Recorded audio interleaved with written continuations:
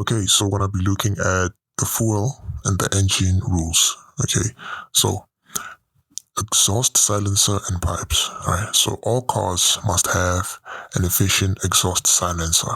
Okay, what does it do? Well, it prevents uh, exhaust gas and smoke from the engine from causing a nuisance or hindering the vision of other road users.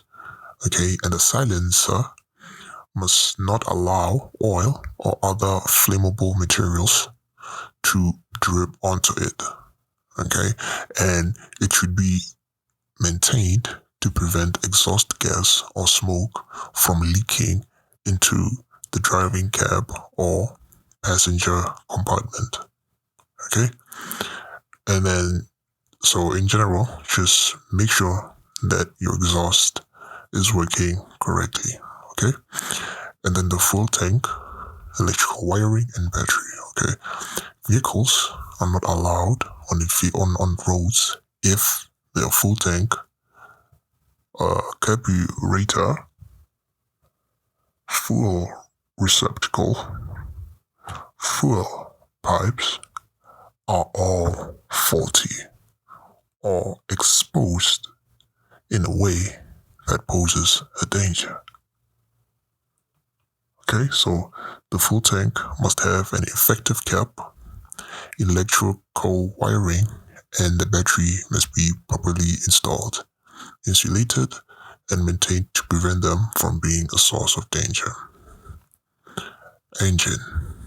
So if the engine is not covered and may pose a danger, the road is not allowed on a public road.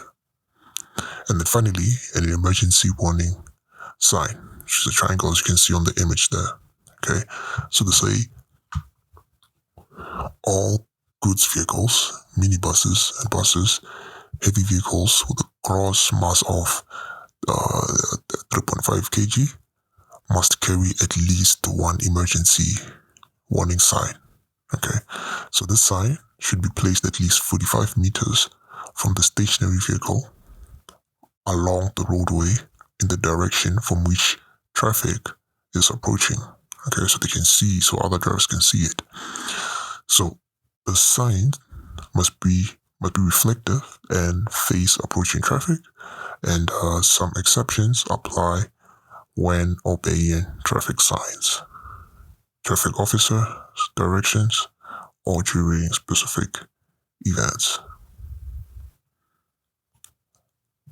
Oh, and also, I believe that okay, so I will include a picture so you can see how an exhaust silencer looks like. Okay, and also we pretty much mentioned some words here that maybe you probably don't know or you do know. Okay, so it's probably a good idea to consider, if the viewer watching does not know. Okay, so the first one we saw is a